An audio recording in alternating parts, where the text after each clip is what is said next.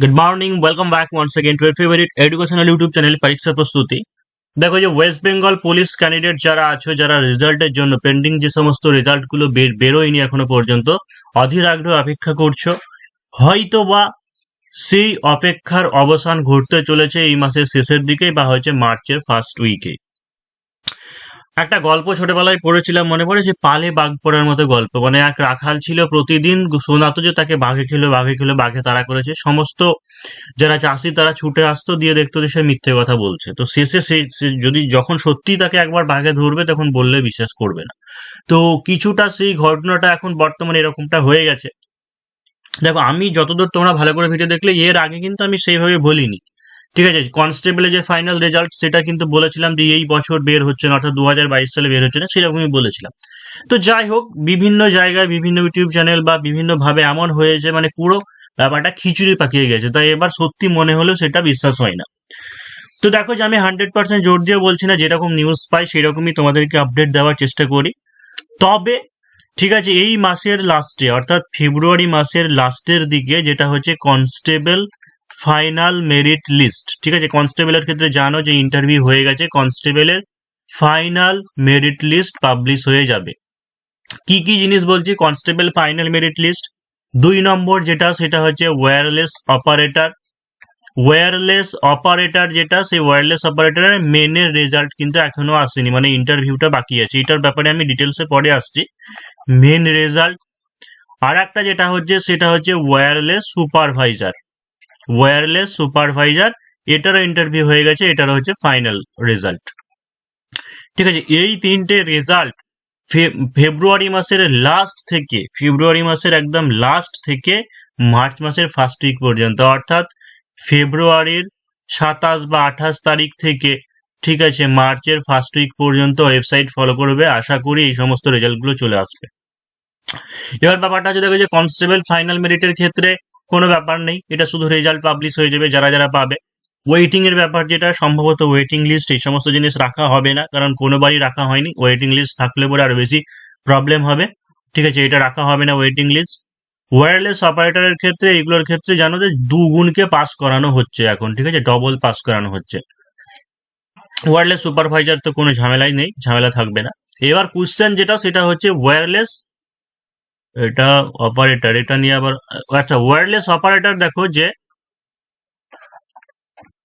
তাহলে ওয়্যারলেস অপারেটরের ক্ষেত্রে ক্যান্ডিডেটরা কি করবে? ওয়্যারলেস অপারেটর দেখো, যদি লাস্ট উইকে বেরিয়ে যায়, বা আমি ধরলাম যে মার্চের 1-2 তারিখের মধ্যে বেরিয়ে যাবে, তাহলে জানো যে রেজাল্ট কিন্তু সমস্ত কিছু রেডি করে নিয়ে রেজাল্ট বের করে। ঠিক আছে, তো রেজাল্ট পাবলিশ হওয়ার 12 থেকে 14 দিনের মাথায় কিন্তু কি হয়, ইন্টারভিউ বা পার্সোনালিটি টেস্ট হয়। তাই ধরে রাখো যে ওয়্যারলেস অপারেটরের ক্ষেত্রে যেটা পার্সোনালিটি টেস্ট, সেইটা মার্চ মাসের সেকেন্ড উইকের দিকে। ঠিক আছে, অর্থাৎ 14-15 তারিখ নাগাদ কি হচ্ছে, 14-15 মার্চ নাগাদ হচ্ছে পার্সোনালিটি টেস্ট শুরু হচ্ছে। এটার ক্ষেত্রে পার্সোনালিটি টেস্ট কিন্তু এক জায়গাতেই হবে, কলকাতা লোকেশন, বা হচ্ছে সম্ভবত ব্যারাকপুরেই কিন্তু হবে, একটা জায়গাতেই হওয়ার সম্ভাবনা বেশি। রিভাইসড আনসার কির ব্যাপার, যে ওয়্যারলেস অপারেটরে কিছু গন্ডগোল ছিল কোশ্চেনের, রিভাইসড আনসার কি আসবে? দেখো, রিভাইসড আনসার কি সম্ভবত আসবে না। ঠিক আছে, রিভাইসড আনসার কি সম্ভবত আসবে না। এর আগেও দেখা গেছে কনস্টেবলের ক্ষেত্রে, যেটা নিয়ে পর্ণমোচী বা ওটা নিয়ে যেমন ঝামেলা হয়েছিল, বা অন্যান্য কোশ্চেনের ক্ষেত্রে, সেটা কিন্তু আর রিভাইসড আনসার কি থাকে না, ডিরেক্ট কিন্তু রেজাল্ট দিয়ে দেয়। বা ওই সমস্ত জিনিসের ক্ষেত্রে সবাইকে নাম্বার দিয়ে দেওয়া হয়, দিয়ে কি হবে, ডিরেক্ট রেজাল্ট পাবলিশ হবে। এবার এই মুহূর্তে আমি কাট অফ বা এই সমস্ত ব্যাপার আসছি না, কারণ অনেকেই একটা ভয়ে ভয়ে থাকবে। যা হওয়ার হবে, ঠিক আছে, যা হওয়ার হবে, রেজাল্ট যেটা হবে হবে। তবে একটা জিনিস মনে হয়েছে, যেটা অনেক পরিসংখ্যান বা হচ্ছে এক্সাইজ এই সমস্ত জায়গাতে পেয়ে গেল, ঠিক আছে, তারা ওয়্যারলেস অপারেটরে যদি আবার চান্স পেয়ে যায়, তাহলে কিন্তু আবার সেই ওয়্যারলেস অপারেটর কিন্তু ফিরে আসবে। তো একটা হয়তো এক্সাইজ কনস্টেবল বা এসওআই, এখানে চাকরি না করার প্রবণতা যতটা থাকবে, কিন্তু ওয়্যারলেস অপারেটর থাকবে না, কারণ সবাই প্রেফারেন্স হিসাবে, অনেকে এসআই থাকলে পরে এসআই যাবে, ঠিক আছে, কিন্তু অনেকে কিন্তু এই ওয়্যারলেস অপারেটর ছেড়ে যাবে না। আবার এমন কিছু আবার ক্যান্ডিডেট এটাও বলছে যে এসআই খুব চাপ থেকে, প্রেসার থেকে, তাদের হয়তো ডব্লিউবিসিএস বা অন্য কিছু লক্ষ্য আছে, ঠিক আছে, তাই নাকি ওয়্যারলেস অপারেটরে ফিরে আসবে। তাই এটুকু জানবে যে ওয়্যারলেস অপারেটরে কিন্তু অবশ্যই এটা চাপ আছে, মানে এখানে কেউ ছাড়বে না চাকরিটা।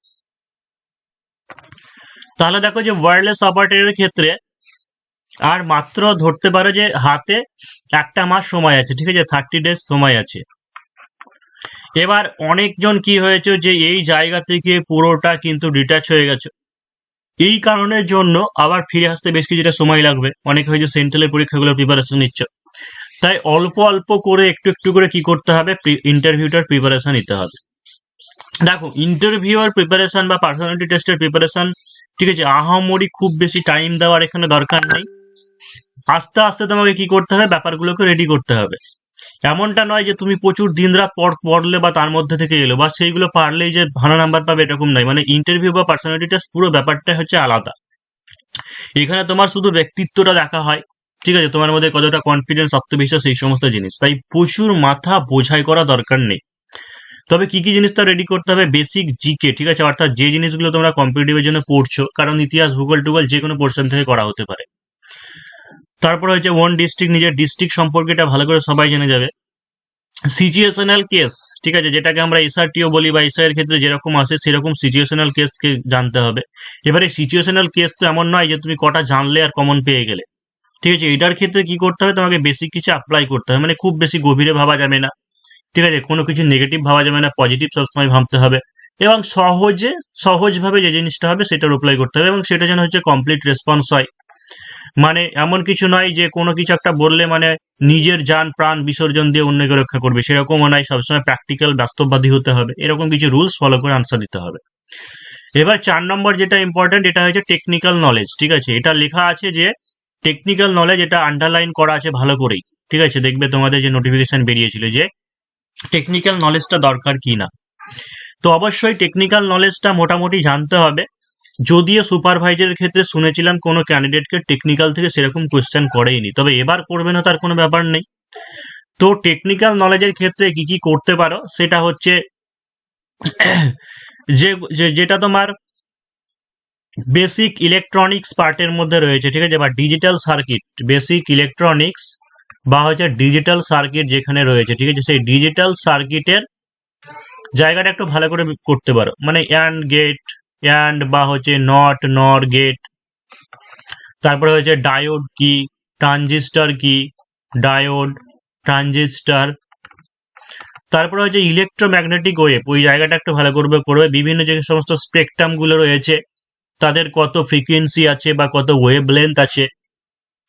আর হচ্ছে তোমার বেসিক ইলেকট্রিসিটির পার্টটাও করে রাখতে পারে, অ্যামিটার, ভোল্ট মিটার বা হচ্ছে ওয়েটস্টোন ব্রিজ, কার কি কাজ, ঠিক আছে, ওই জায়গাটা একটু ভালো করে করবে। অর্থাৎ যে জায়গাটা, যে টেকনিক্যাল জায়গাটা বেশি তোমার দরকার, মানে তোমার প্র্যাকটিক্যাল ফিল্ডের ক্ষেত্রে দরকার বেসিক জিনিসটা, সেই জায়গাটা একটু দেখবে। আর অত বেশি মানে ভেতরে যাওয়া দরকার নেই, কারণ এমনিতে জানো যে একটা ইন্টারভিউ খুব জোর হয়তো 2 থেকে 3 মিনিট হবে, তাও হয়তো রাখা হবে না। তো ওই সময়ের মধ্যে অত কিছু ম্যাটার করে না, যা নেওয়ার সেটা এক্সামে, পরীক্ষাতে নেওয়া হয়ে গেছে।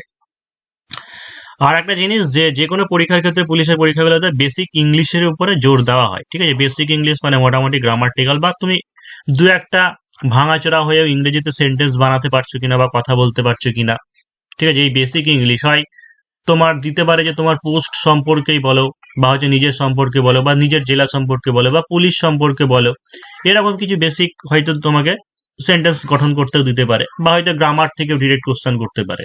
একটা বাংলা বললো যে এটাকে সেন্টেন্স স্ট্রাকচার করো, তো এই কারণে একটু টেন্সের যে ব্যাপারটা সেইটা একটু দেখে নিও। তাহলে এইগুলো গেল। যারা এসআই ক্যান্ডিডেট তারা ভাবছে যে এসআই এর কোনো গল্প এখন শুনতে পাচ্ছ না কেন, ঠিক আছে। তো এসআই এর রেজাল্টের এখন কোনো আপডেট নেই, ঠিক আছে। এসআই এর রেজাল্টের কোনো আপডেট এখন নেই।